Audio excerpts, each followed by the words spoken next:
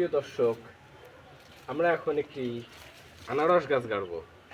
এই যে শিকড় গজাইছে, এখন গাঁথতে হবে। এই যে প্রথমে মাটি খুঁড়েছি, এখন সেখানে গোবর সার দেবো। এই যে দিলাম, দেওয়ার পর দুটো একটা পাতা দিই। এই যে পাতা দিলাম, এখন এটাকে গাড়বো। এই যে দেখাও, আনারস গাছটা দিয়ে দেখাও। একটু গর্ত বেশি হয়ে গেলে একটু মাটি দিতে হবে।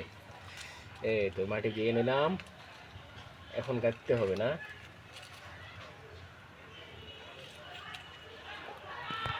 দেখাও এখানে আনারস গাছটা দিয়ে দেখাও, শুধু আনারস গাছটার দিকে নজর।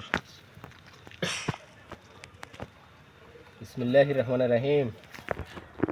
আল্লাহ রহম করলে সব হয় ইনশাল্লাহ। গাছটি হবে, যেহেতু শিখর গজিয়েছে, দৃঢ় বিশ্বাস বাড়তিবে। দেখাও আনারস গাছটির দিকে দেখাও, শুধু আনারস গাছ, আমাকে দেখাইও না।